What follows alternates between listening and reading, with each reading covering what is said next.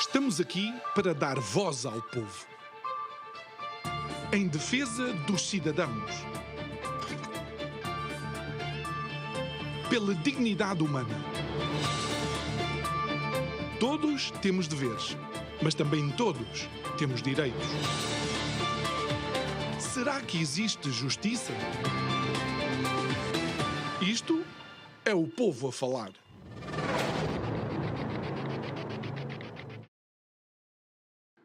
Olá, muito boa noite e bem-vindos a mais um Isto é o Povo a Falar. O tempo não para e vamos nos aproximando da data de 18 de maio, data escolhida pelo Presidente da República após consultar os partidos políticos para mais umas eleições legislativas em Portugal. E sim, fiz de propósito com esta entoação, porque parece que passamos a nossa vida a fazer aquilo que na realidade não necessitamos. Como tal, vamos com todo o gosto entrevistar e receber alguns dos representantes dos partidos políticos que se apresentam a estas eleições e começamos pelo Iniciativa Liberal, na pessoa da Joana Cordeiro. Olá, Joana.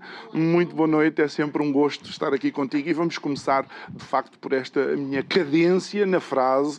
Vamos mais uma vez fazer algo que se calhar não necessitávamos tanto assim. Achas que os portugueses começam a ficar, a olhar para estes momentos já com alguma angústia? Sim, boa noite, João. E novamente obrigada pelo convite para aqui estar. Acho que começamos todos, na realidade, a estar fartos de eleições, de facto. É importante dizer que as eleições são um momento importante, obviamente. Claro. As eleições permitem devolver às pessoas a vontade de escolher quem é que nos vai governar para os próximos anos. Mas, de facto, nós desde 2019 que não temos nenhuma legislatura completa. E, obviamente, isto tem impactos na vida das pessoas. Tem impactos, principalmente, e aqui mais na economia como um todo, porque, obviamente, nós sabemos que quando há eleições e quando há riscos dos governos mudarem, obviamente as empresas retraem-se, não fazem determinados investimentos e, portanto, de certa forma, e isto para as pessoas particulares também acontece, claro, que quem tem mais disponibilidade para isso, se calhar se precisa de mudar de casa, vai pensar melhor o que é que vem aí pelo futuro, precisa de mudar de carro, portanto, e aqui estamos sempre a falar, obviamente, das pessoas que podem, porque depois há muitas que não podem, claro, e que precisam de ter os seus problemas resolvidos e não têm, e, portanto, quando nós andamos sistematicamente em eleições, a verdade é que o país fica parado. Portanto, enquanto nós andamos durante meses a planear umas eleições, já para não falar de todos os custos envolvidos numas eleições, portanto, há muitas coisas que param. Nós, por exemplo, na Assembleia da República e neste último ano, aqui vou referir este último ano, mas aconteceu, pronto, sou deputada há 3 anos, digamos assim, também aconteceu no ano anterior, mas neste em particular, havia muitas propostas que estavam em desenvolvimento e em especialidade a ser discutidas e quando, de facto, vamos para eleições fica tudo parado. Portanto, não se consegue fazer nada. É verdade que um ano para todos os processos legislativos que nós temos e isso tudo é muito pouco tempo para que se consigam tomar medidas e fazer a diferença na vida das pessoas e, portanto, nós não podemos andar sistematicamente nisto. E aquilo que me preocupa, e principalmente quando tivemos 2 quedas de governos por casos, portanto, e não entrando muito em pormenor, mas que não foram casos... eu ia dizer, nós não sabemos ainda se ilícitos ou não, mas isso não nos cabe sequer, não sequer nos cabe a nós, mas foram suficientes para levar à queda dos governos. E isto cria... as pessoas deixam de confiar, não é? Quando as pessoas olham quem está lá fora e que não está dentro desta bolha política, olha e pensa, mas o que é que aquelas pessoas estão ali a fazer? Achas que o drama acentua-se depois de uma participação maciça nas eleições de março do ano passado, em que se bateu um recorde? Eu acho que nós vínhamos de 8 anos de governação socialista e depois de 2 de uma maioria absoluta. E, de facto, houve um conjunto de pessoas que se mobilizaram para ir votar e pediram uma alternativa. E, portanto, e criam essa alternativa. É verdade que acabámos com uma composição parlamentar não muito estável, portanto nós todos sabíamos isso, que era difícil haver entendimentos que pudessem dar maiorias estáveis, mas a verdade é que as pessoas se mobilizaram para ir votar e para tentar fazer diferente. E a verdade é que viram ao fim de um ano o governo caiu outra vez. A Assembleia da República foi dissolvida outra vez. Portanto, eu de facto preocupa-me a forma como um cidadão comum olha para isto. E se calhar agora preocupa-me que essa pessoa pense, fui votar, mudei, portanto escolhi uma mudança, e aqui entre nós, uma mudança que na realidade não foi propriamente uma grande mudança. Nós não vimos nada substancialmente diferente entre o governo da AD e o governo do Partido Socialista.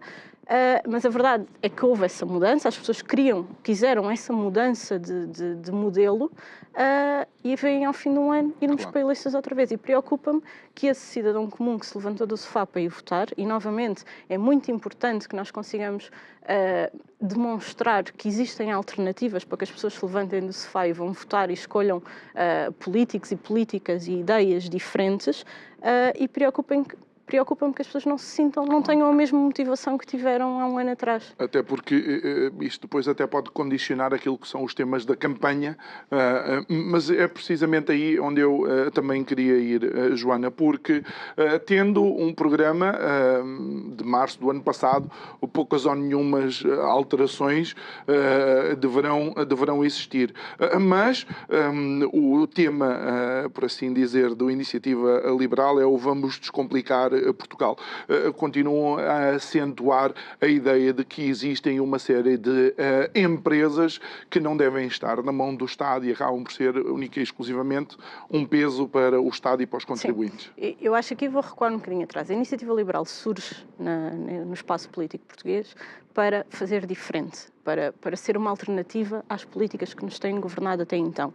E, de facto, surge com um conjunto de ideias que não são novas, que existem noutros países, mas que são diferentes daquelas que nós tínhamos até então. Portanto, quando nós falamos em modernizar um Estado, em ter um Estado mais pequeno, mas mais ágil e que funcione, focado nas suas funções essenciais, como tu estás a dizer, portanto, e aqui pegando já no que tu estavas a perguntar, sim, na nossa visão, um Estado não tem que ter uma companhia aérea, não tem que ter um canal de televisão, não tem que ter um banco. Isto não são as funções essenciais do Estado. Portanto, o Estado tem que se focar em garantir a segurança, garantir a justiça, garantir educação e saúde, garantir a segurança social no sentido de proteger os mais vulneráveis.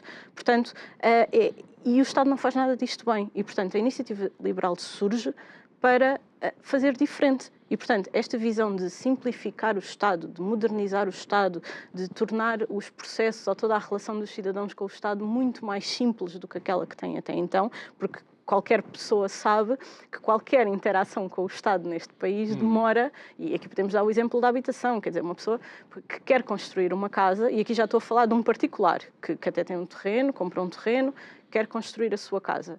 Não vai demorar menos de uns 3 anos a ter a casa pronta. Isto não é aceitável. E quando pomos aqui para empreendimentos maiores, obviamente, tudo demora muito, não é? E com muitos riscos, com muitos custos associados.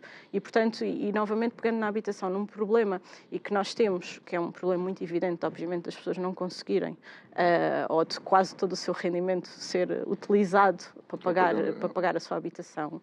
Enquanto nós não resolvermos, ou quando não conseguirmos, primeiro temos que construir mais casas, mas como é que construímos mais casas? E como é que construímos casas a preços que as pessoas podem pagar? Nós só vamos conseguir isto se simplificarmos os processos. Alguém que vai e quer construir um empreendimento, se souber que só vai ter um empreendimento pronto, portanto, se houver o retorno do seu investimento ao fim de 4 ou 5 anos, o que é que vai acontecer? Claro que esse risco envolvido tem custos e, portanto, esse custo vai ser repercutido no consumidor final, não há volta a dar. Entre o risco envolvido, entre os impostos que se paga, entre tudo isso, sim, é por isso que se diz que não se consegue construir habitação a preços que as pessoas podem pagar. Olha, isto é um exemplo.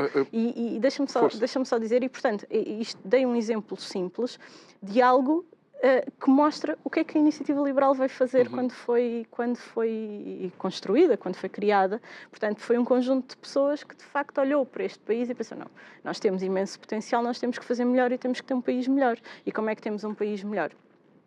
Simplificando determinados processos, olhando para a lógica de ter um país que tem que ter crescimento económico, porque nós falamos muito na distribuição de riqueza, mas se nós não criarmos a riqueza, obviamente não a podemos distribuir, e isto eram temas que não só viam Sim, é verdade, mas deixa-me aproveitar, uma vez que falas de temas que não só viam, a Iniciativa Liberal apresenta o choque fiscal, por assim dizer, mas numa correlação de pensamento normal, os portugueses podem pensar, se com tudo aquilo que descontamos, eles já não fazem um bom serviço, se nós retiramos ainda rendimentos, por assim dizer, ao Estado, então os serviços vão piorar. É porque é ver isto de uma forma inversa. E eu pergunto o contrário, não é? Se nós investimos cada vez mais nos serviços públicos e eles não respondem, então alguma coisa também está a falhar. Ok. E, portanto, aí volta ao que eu estava a dizer antes. Se nós tivermos um Estado focado nas suas funções essenciais e nós agora temos uma oportunidade grande com a questão da inteligência artificial e na automatização de processos, na simplificação de processos, temos aqui uma oportunidade grande de acelerar o Estado e de tornar os processos, ou toda esta ligação, como eu estava a dizer há pouco, com o Estado mais fácil. Portanto, nós podemos poupar recursos. Portanto, se nós apostarmos na eficiência do Estado, tornando o Estado mais pequeno, focado nas áreas que tem que focar, o tema já não se põe.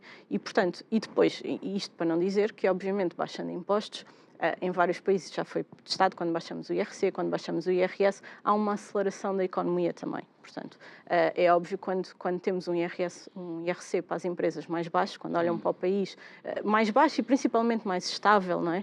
E que diga às empresas que podem vir para cá, que podem crescer e que não são mais tributadas por isso. Nós temos um IRC que é progressivo e aquilo que diz às empresas é: se vocês forem pequeninas, pagam isto, se crescerem vão pagar mais e se crescerem mais ainda vão pagar ainda mais. E o que nós queremos é exatamente o inverso. Nós queremos que as empresas pequenas se tornem médias, que as médias se tornem grandes, que as grandes sejam internacionais, que não tenham medo da escala. E, portanto, isto é uma visão que este país não tem. Parece que toda a lógica de que se quer condenar o sucesso ou que se quer condenar o mérito, e nós recusamos isto.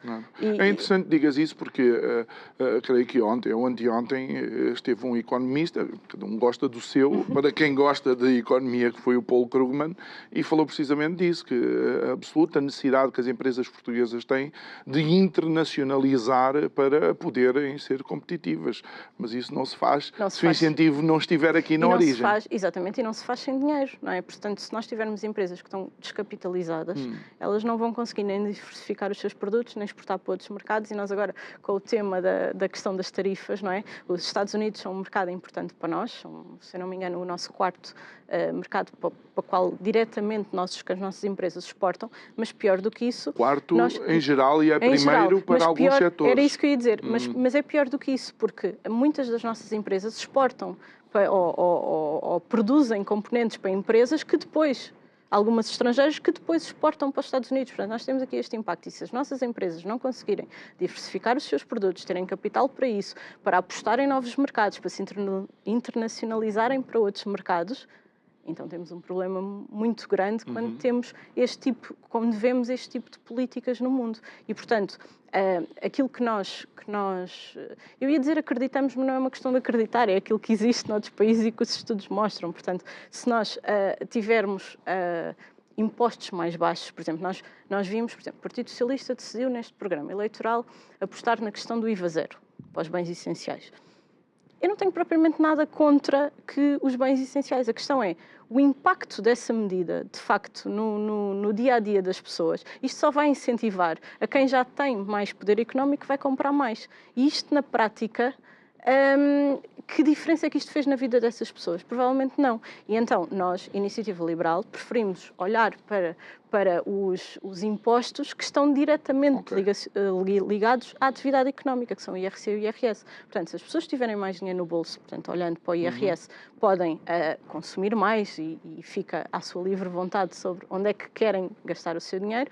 E se as empresas tiverem impostos mais baixos, têm então tudo isto, têm mais capital para poder contratar mais, pagar melhores salários, internacionalizar-se, diversificar os seus produtos e, portanto, é esta visão de país e de lógica que a Iniciativa Liberal tem e que trouxe ao debate, isto tem sido constante desde que nós aparecemos, tem sido sempre esta visão de Estado, digamos assim, que nós temos passado e, de facto, nós não temos tido grandes avanços nesta matéria e, portanto, era importante que a Iniciativa Liberal crescesse o mais possível para que possamos fazer efetivamente a diferença na vida do país.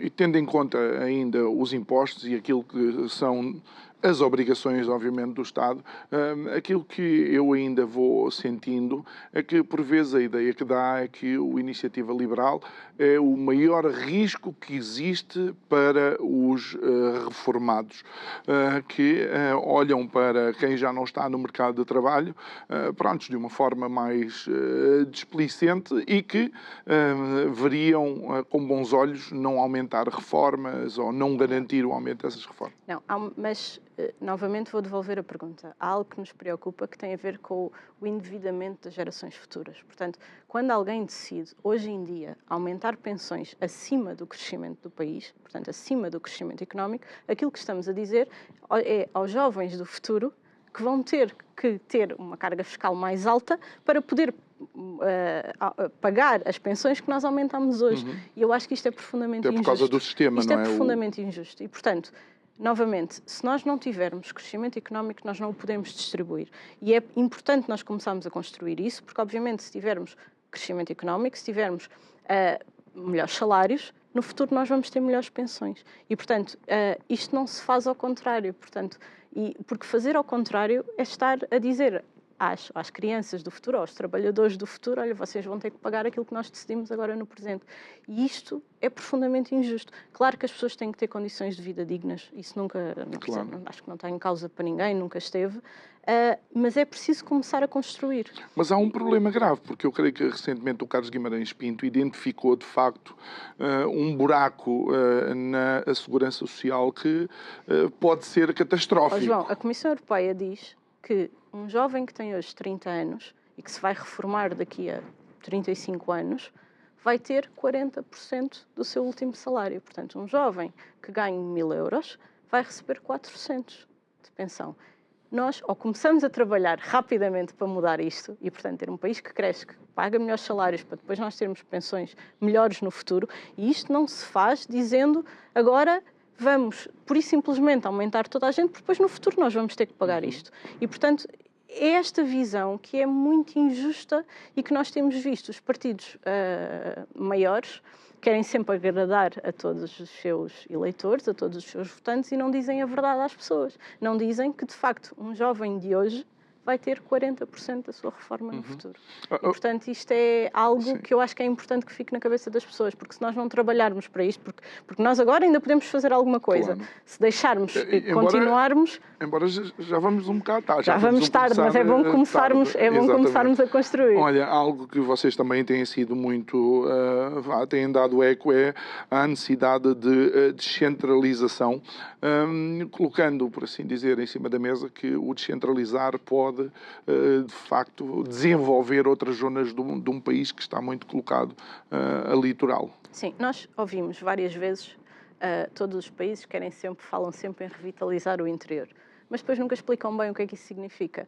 E isso não significa, como há alguns programas de atrair pessoas para o interior, pagam mais, isso tudo. Mas depois, e que serviços é que existem? E, portanto, aquilo que nós dizemos e que temos sempre defendido é, por exemplo, um novo serviço que é criado. Porquê é que é sempre criado em Lisboa? Porque depois, novamente, temos que olhar para o lado contrário, não é? Aquilo que dizemos ao resto do país é, vamos criar um serviço em Lisboa, as pessoas têm que se mudar todas para Lisboa.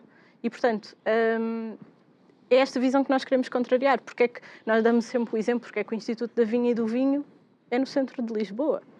Nós não temos vinhas e não fazemos vinho no centro de Lisboa. Portanto, já foi em Anadia, terra do vinho. Estás a perceber? Ou seja, é esta lógica. Ou seja, quando se cria um serviço, porquê é que ele tem que ser criado em Lisboa? E, de facto, nós temos um país que é muito centrado em Lisboa e com todos os custos associados que isso tem. Portanto, como é que nós conseguimos, por exemplo, resolver problemas de habitação, resolver a questão da saúde, que que tem muita pressão em Lisboa e Val do Tejo, se depois concentramos todos os serviços em Lisboa?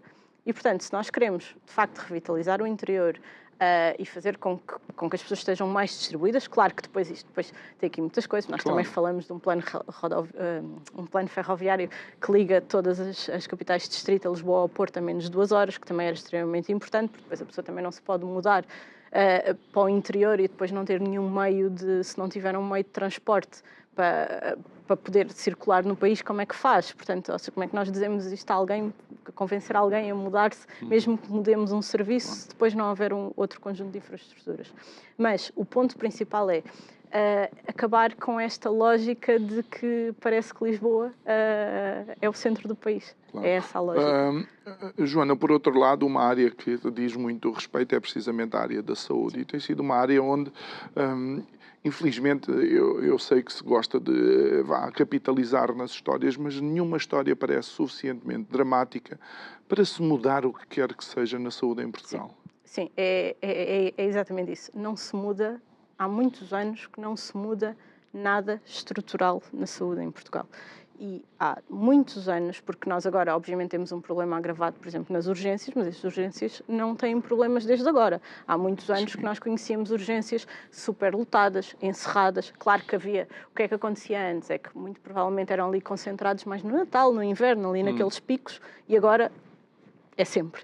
Mas não se muda nada, portanto, temos cada vez mais pessoas sem médico de família, há medidas pontuais que vão resolvendo o problema, mas na prática não se alterou nada de substancial, e, portanto, isto é algo que só a Iniciativa Liberal é que tem vindo a dizer. Portanto, nós somos o único partido que apresentou uma visão diferente para o modelo de saúde que nós temos, isto porque nós assistimos sistematicamente a aumentos cada vez maiores do orçamento para a saúde. Por exemplo, o orçamento de Estado para a saúde, desde 2015 para 2025, aumentou 75%.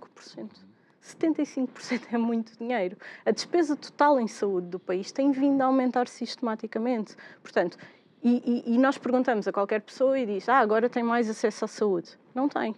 E, portanto, então há qualquer coisa que nós vamos ter que fazer. E o problema está na forma como o sistema é gerido. Portanto, se nós não tivermos incentivos à eficiência, se não tivermos incentivos ao bom desempenho, que depois cruzem estes... Ou seja, tem que haver incentivos para as pessoas, no sentido de têm que ter um acesso melhor, e depois tem que haver incentivos para quem presta os cuidados de saúde e para quem gera os cuidados de saúde, para que a eficiência e depois, no fim, os cuidados prestados às pessoas sejam melhores. E é esta visão que nós trouxemos para este modelo.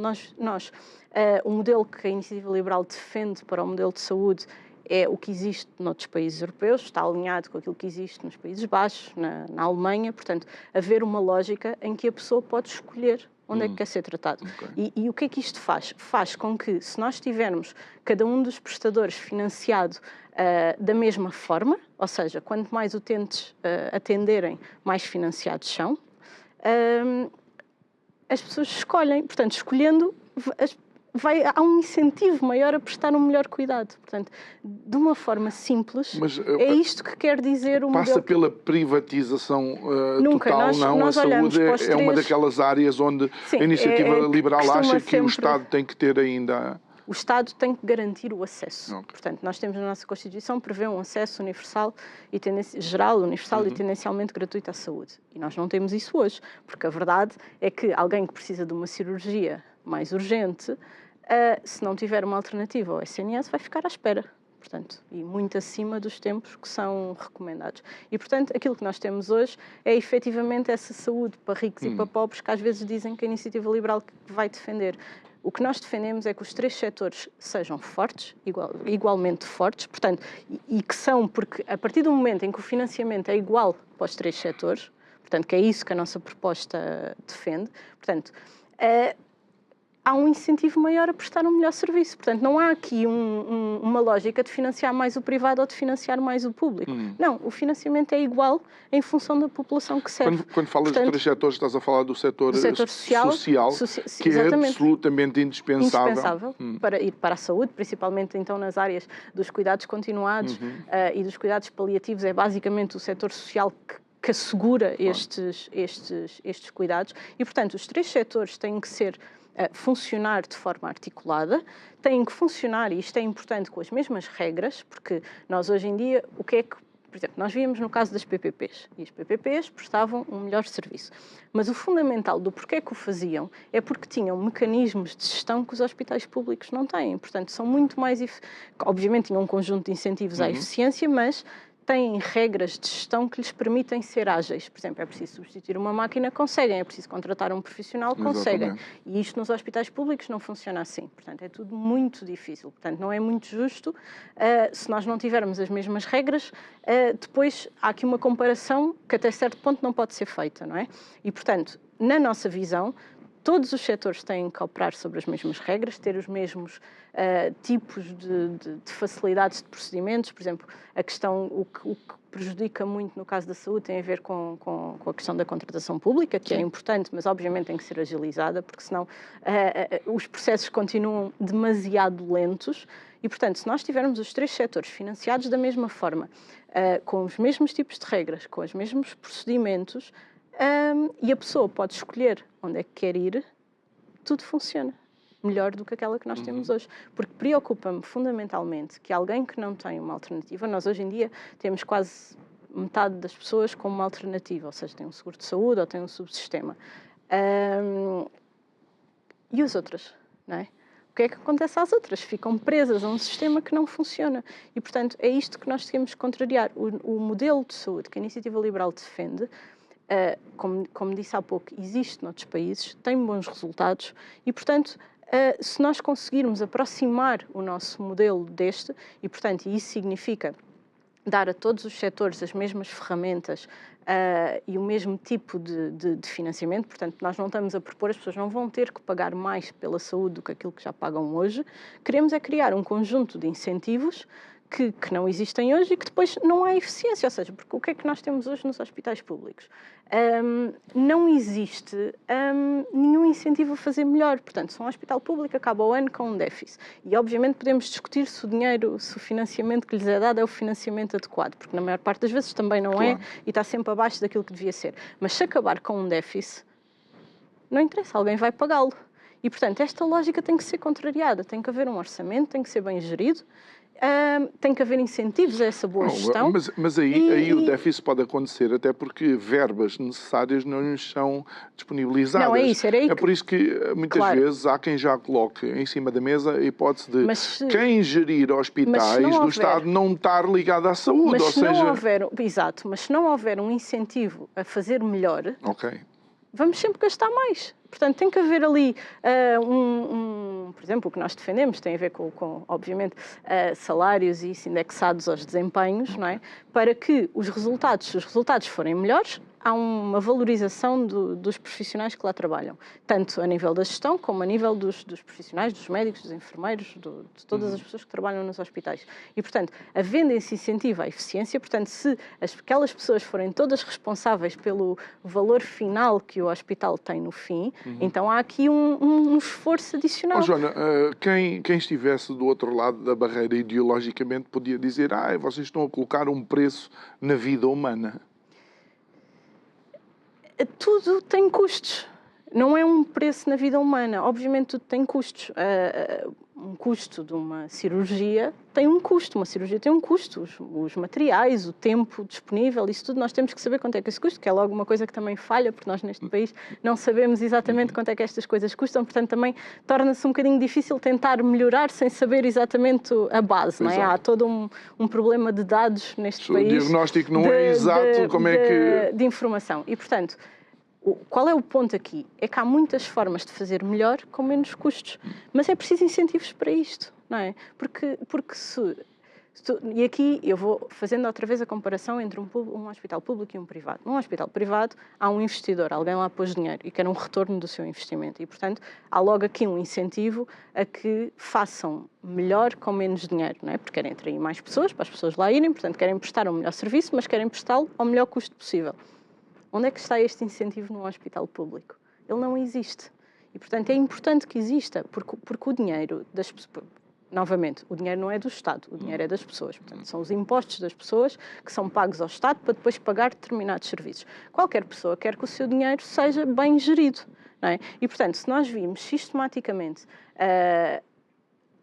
dinheiro a ser atirado, e aqui vou mesmo dizer atirado para cima dos problemas, que é isso que nós temos tido na saúde, e depois os resultados finais, as pessoas não têm mais acesso, então as pessoas dizem, então o meu dinheiro que está a ser usado ali, estamos a gastar cada vez mais na saúde e eu não tenho acesso. Como é que, por exemplo, e aqui dá o exemplo que eu dou sistematicamente, uma grávida da Península de Setúbal.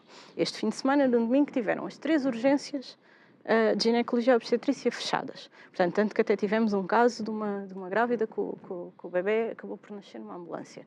Mas como é que uma grávida ou uma família da Península de Setúbal que paga impostos, que vê sistematicamente tem uma carga fiscal altíssima e depois está grávida, que vai ter um filho e dizem assim, olha, aqui na Península o teu bebê não pode nascer.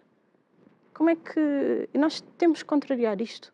E, portanto, ou nós fazemos qualquer coisa como deve ser, estrutural, uma reforma estrutural na saúde em Portugal, que olhe para todos estes indicadores, que eu acho que principalmente a questão de nós gastarmos cada vez mais... precisa de uma reforma estrutural, pois, ponto final, é que nós, de facto, é? gastamos cada vez mais para as pessoas não terem serviço. E nós olhamos para isto com coragem. E isto não é como nós já tivemos atrás na Troika e dizer agora vamos ter que cortar. Isto não pode ser assim, as coisas têm que ser feitas com atenção, não é? Tem que se olhar para os indicadores, tem que se olhar para as questões, tem que se pensar exatamente. E aquilo que nós achamos é que os modelos, como nós propomos, não é? Como a Iniciativa Liberal propõe, têm de facto este conjunto de incentivos à boa gestão que nós não temos hoje. E, portanto, no fundo, a única coisa que nós estamos a dizer é que queremos um modelo, portanto, afastando tudo o que tem a ver com privatizações, queremos é os três setores a funcionar, público, privado e social, a funcionar bem, com as mesmas regras, que dão o mesmo acesso a todas as pessoas e que a pessoa opta em função daquilo que lhe é mais conveniente, sem pagar mais por isso. Dizendo de uma forma rápida, é só isto. O nosso modelo, ou aquilo que nós propomos, é só isto. Não há...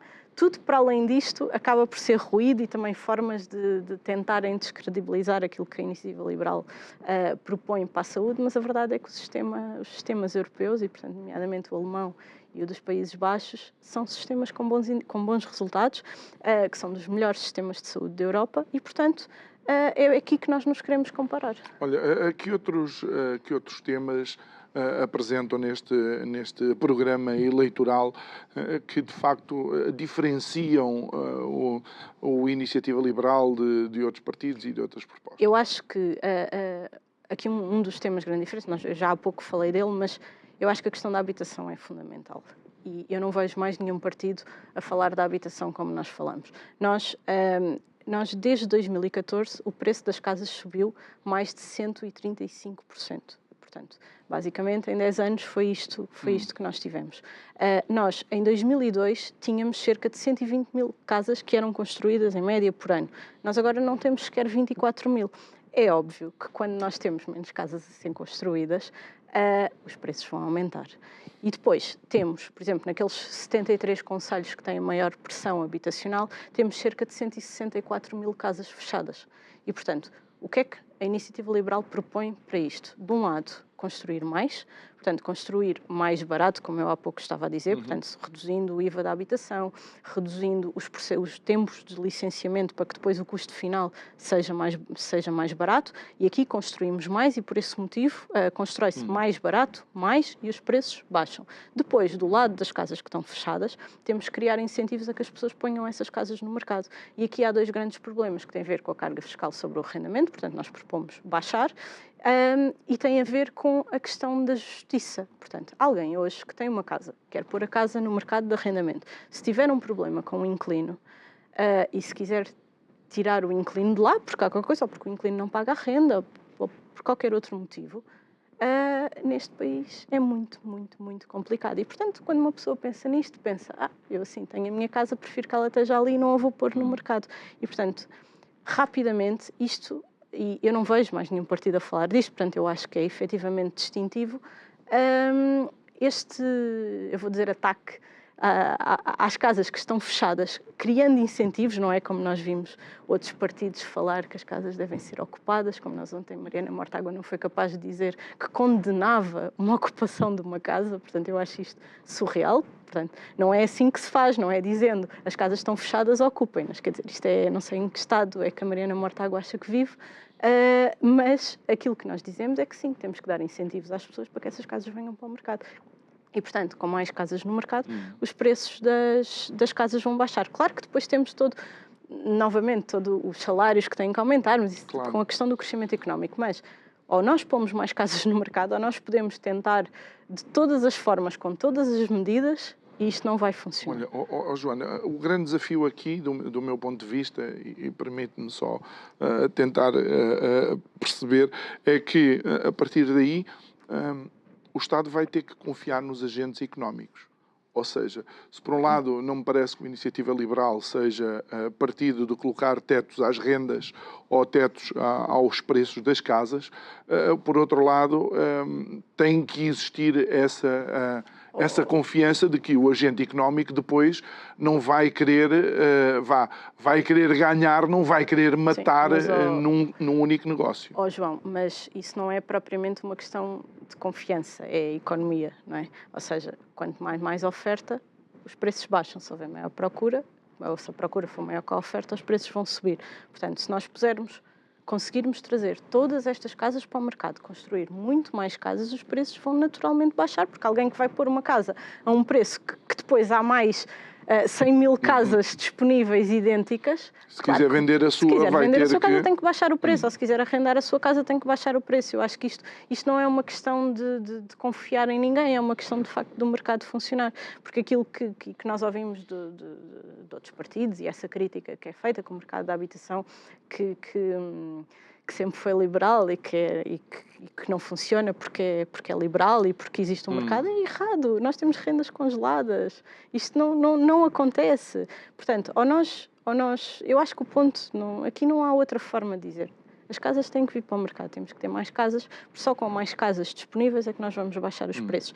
Podemos falar em tetos de rendas, que obviamente só vão fazer é com que as pessoas não ponham as casas no mercado, mas já nem entrando por isso, qualquer medida que se possa tentar, sem ser aumentar a oferta, não vai funcionar. Olha, mas como é que nós podemos esperar que o mercado funcione, por exemplo, uma vez que existem diferentes famílias, com diferentes capacidades, obviamente, financeiras, como é que podemos esperar que o mercado ofereça e tenha oferta para todas as classes sociais? João, é como eu estava a dizer, não sei se consigo explicar de outra forma. Ou seja, nós trazemos mais casas para o mercado, há mais casas disponíveis. E, portanto, havendo mais casas disponíveis, os preços baixam. E, portanto, uma família que precisa de aumentar, portanto, muda a casa onde essa família está fica disponível.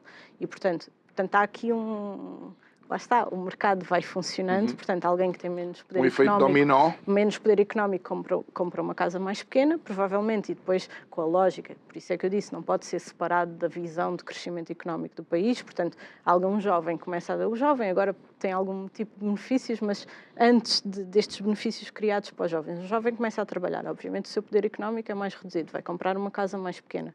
Portanto, quando vai aumentar a família, vai passar para uma casa. Havendo casas, essa casa não vai ter um preço que é incomportável para essa pessoa. E, portanto, vai haver alguém que vai para essa casa. E, portanto, temos esta dinâmica. Agora, novamente, ou temos mais casas para que esta dinâmica consiga acontecer ou não vai funcionar. E depois, novamente, na construção nova, como é que se constrói mais barato, que foi o que eu estava a dizer no início. Constrói-se mais barato reduzindo o risco para quem investe, porque senão, se o risco for cada vez maior, ou porque tem impostos maiores, ou porque os tempos de licenciamento demoram, esse custo vai ser todo reproduzido para o cliente final. Não vale a pena nós acharmos que todos estes custos não têm impacto no preço das casas. Claro que tem impacto.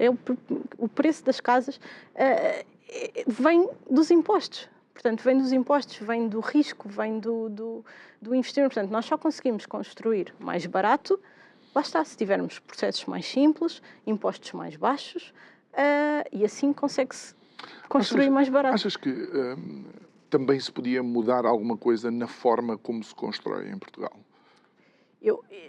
Eu não sou engenheira, é um bocadinho mais difícil responder essa pergunta assim. Eu acho que se pode.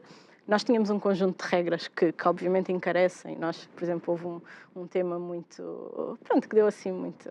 Que o Carlos Guimarães Pinto na altura falou da questão do bidé, que era obrigatório as casas terem bidé. Quando há assim um conjunto de obrigatoriedades nas casas, claro que isto vai encarecer. Quando se diz que as casas de banho têm X metros quadrados, claro que há tudo justificações porque é que essas regras estão assim, mas de facto, quando se cria todo um conjunto de regras, como a questão do tem que ter bidé, tem que ter banheira, uma banheira implica que uma casa de banho seja muito maior do que... E isto até há bem pouco tempo era obrigatório. Com as banheiras em desuso, não é? Já... Portanto, mas aqui são gostos, não é? Mas principalmente para alguém, mas eu aqui já nem vou para... Quando se está a construir um empreendimento, eu até posso perceber, por um conjunto de prédios, até posso perceber. Agora, alguém que está a construir uma casa própria, portanto, para ela própria, e depois ter que estar sujeito a um conjunto de regras que só vão encarecer essa casa, a pessoa sabe que vai construir a casa, é o dinheiro dela que está a construir a casa. O bidé dava muito jeito quando eu era mais novo, porque era onde eu apoiava o pé para apertar os ténis. Não sei o que é que mais fazia no bidé. Eu acho, portanto, eu não consigo, lá está, como não sou engenheiro, é mais difícil de explicar se há outras coisas. Não, mas eu estava a pensar, por exemplo, em países do este. norte da Europa, onde, apesar do tempo meteorológico, em termos meteorológicos que têm, eles têm construções muito mais leves do que as nossas e muito mais, relativamente mais baratas. Sim, mas novamente, mas depois também não tem o peso dos impostos que nós temos sobre elas, não é? Ou se têm os serviços funcionam, por exemplo. Não, eu estou a dizer isto ou novamente. Ou não têm na própria construção. João, novamente, porque é que nós temos o IVA da habitação? O IVA da construção é 23%. As habitações são ou não são um bem essencial? São um bem essencial, não podem ser tributadas como um iate. Nós não estamos a construir um iate, estamos a construir uma casa. Temos IVA zero no pão, vamos comer o pão debaixo da ponte. Portanto, isto são tudo opções, não é? E aquilo que nós, ou começamos, eu vou voltar um bocadinho ao que estava a dizer. Portanto, ou baixamos os custos de construção, e é nisso que tu estavas a dizer, com regras mais simples, menos processos morosos. Nós agora até temos um cartaz no Saldanha com um conjunto de processos de interações com o Estado que é preciso para construir uma casa e, curiosamente, nós até tivemos muitos comentários a dizer que ainda faltavam mais, que até nem estão lá todos. E, de facto, nós nem pusemos todos, porque nem sequer não tínhamos. Tínhamos que ocupar a rotunda de Saldanha com todos os processos que era preciso lá pôr. Portanto, isto tem que ser simplificado e vem em linha com aquilo que tu dizes. Muito provavelmente podemos construir diferente, com menos regras, obviamente não desvalorizando a segurança, nunca isso da nossa parte, acho que é importante dizer que isso não está em causa, não é? Mas é preciso simplificar os códigos de construção. Deixa-me juntar aqui algumas peças do puzzle do nosso Portugal que tivemos a conversar hoje. Ora bem, aumentar a construção na habitação, descentralizar, ou seja, dar às autarquias alguma autoridade, simplificar processos. Tudo isto em funcionamento é, para alguns, um circuito muito plausível de ser refém da corrupção. Como é que o Iniciativa Liberal vê o combate à corrupção? Eu estou muito contra essa visão, porque eu acho que, e o Rui Rocha tem dito isto várias vezes, o maior amigo da corrupção são os processos complicados, é a burocracia. Portanto, quando é preciso, e vou dar outra vez o exemplo da construção de uma casa, e aqui sem estar a acusar ninguém, mas todos nós conhecemos histórias de processos que são acelerados por algum tipo de contrapartida. E, portanto, se os processos fossem simples, isto não acontecia. Ou seja, a simplificação é a morte do artista, por assim dizer. Por exemplo, nós, pronto, como sabes, fiz parte da Comissão Parlamentar de Inquérito no caso das duas crianças que foram tratadas com aquele medicamento. Porquê que isto fez tanta confusão às pessoas? E aqui não é entrando no tema em específico, mas porque houve a ideia de que havia duas crianças que foram favorecidas num acesso a um tratamento. E, portanto, se o acesso ao Sistema Nacional de Saúde fosse fácil, ninguém sequer punha isto em causa. Mas como as pessoas todas sabem que muitas vezes para conseguir uma consulta, para conseguir um tratamento, é tudo tão difícil, de repente, quando duas crianças, que de facto uma consulta, e aqui, pronto, nós, quem viu a Comissão Parlamentar de Inquéritos, de facto houve ali um facilitar da marcação de uma consulta e, na minha opinião, não está em causa que elas teriam ou não direito à consulta. Agora, o processo tinha que ser mais fácil, não era preciso... transparente também. Transparente também, mas o que eu quero dizer com isto é... Eu sou a favor do fácil, mas transparente também. Se te disserem assim, João, precisas de uma consulta de cardiologia, tu queres ir para aquele hospital e dizem-te, vais estar 1 ano e meio à espera. E se tu tiveres uma pessoa que te pode ajudar a facilitar, a maior parte das pessoas tenta. Ok. E isto não é uma visão que nós queiramos na iniciativa liberal. As coisas têm que funcionar para que não existam estes incentivos à cunhazinha, não é? Porque depois, tanto pode ser uma cunhazinha como pode ser um processo muito mais complicado. Se uma empresa precisar ou quiser vir instalar-se para Portugal, o processo tem que ser fácil, porque se tiver que andar a pagar a alguém para conseguir instalar a empresa, já estamos a falar de Ou seja, uma das formas que portanto, a Iniciativa Liberal vê que... é principalmente a simplificação da burocracia e dos processos, mais do que tudo. Obviamente a justiça tem que funcionar, tem que ser possível investigar, tem que haver os meios para fazer essa investigação, esse conhecimento, tudo isso. Mas temos que atuar a montante. E atuar a montante é simplificar os processos e acabar com todos esses incentivos à cunhazinha. Joana, nos últimos 4 minutos do programa, há algum tema que tu achas que, de facto, deve ser alavancado também? João, eu queria principalmente explicar e dizer que a Iniciativa Liberal tem, ou é o único partido que traz uma visão diferente para o país que nós temos. Nós temos um país com muito potencial, em que os nossos profissionais, seja das mais diversas áreas, são muito reconhecidos. Portanto, quando vão para fora, e felizmente muitos vão para fora porque são obrigados e não porque querem ir, mas até focando só naqueles que querem ir porque conhecem outros países, conhecem outros, querem desenvolver uma área que não existe em Portugal, tudo bem. São sempre muito reconhecidos por serem muito bons. E então, porque é que nós não conseguimos ter um país que aproveita essas capacidades? E eu acho que a visão que a Iniciativa Liberal trouxe desde que apareceu na política é exatamente a visão de querer que Portugal seja isto, seja um país que cresce, que as pessoas têm oportunidades, que conseguem, e depois há aqui a questão também que nós não falámos hoje, mas da educação e do elevador económico, portanto, ser um país em que se investirem na formação conseguem ter oportunidades futuras melhores, ter uma vida melhor. Quem nasce numa condição... Vocês nem sequer conseguiram colocar a literacia financeira como... Por exemplo, portanto, ou seja, o que é que nós queremos? Queremos que alguém que nasce num contexto menos favorecido, que através da educação consiga ter uma vida melhor, que tira um curso superior e a vida é melhor, que faz... Isto acabou. Nós não temos este país e, portanto, eu, sinceramente, acho que a Iniciativa Liberal é o único partido que tem esta visão. Mesmo que todos não concordem com isto, era muito importante que a Iniciativa Liberal tivesse a maior força possível agora, e já que vamos para eleições, fazer aqui uma espécie de apelo ao voto, mas, de facto, é muito importante que nós tenhamos esta visão na política portuguesa, independentemente depois da solução futura, não é? Ou seja, esta visão de país que pode ser mais do que aquilo que é. Um país que tem um potencial enorme, que os profissionais são bons, que nós ou lhes damos oportunidades para ficarem em Portugal e para fazer melhor, ou então o que é que nós temos, não é? Portanto, temos que começar a construir este país. A Iniciativa Liberal é o único partido que tem esta visão. Era importante que nós tivéssemos a maior força possível para que as nossas políticas fossem verdadeiramente implementadas e começássemos, pronto, a construir este país que nós queremos. E que incentivo é que podes dar, e se quiseres aqui para esta Câmara, para que no dia 18 as pessoas vão com firmeza, independentemente daquilo que tem sido o cenário destes últimos tempos? Sim, eu acho que mais do que tudo, as eleições são um momento de devolver a voz às pessoas e, portanto, é muito importante que as pessoas escolham quem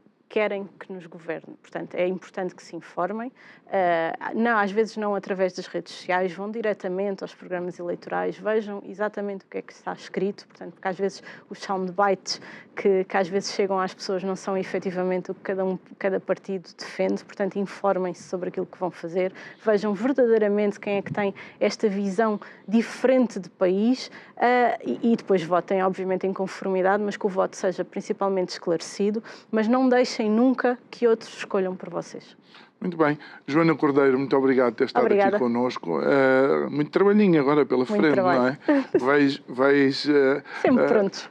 Tu estás em que distrito? Setúbal, sim, senhora. É o meu distrito. Bem. Então, olha, desejo-te de facto uma boa campanha, um bom trabalho e que nos possamos ver na próxima legislatura, com certeza. Sim, com certeza. Muito bem. Muito obrigada. Obrigado, Joana. Obrigado a si que nos acompanhou em mais um programa. Já sabe que pode ver e rever estas conversas subscrevendo o nosso canal de YouTube.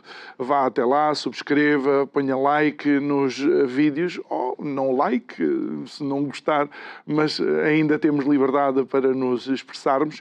Mas quero lhe dizer, se você gosta de ouvir logo de manhãzinha, a partir das 6 da manhã já temos o formato disponível em podcast. Resta-me desejar-lhe uma excelente noite e amanhã estamos de volta para mais um programa. Boa noite, até amanhã.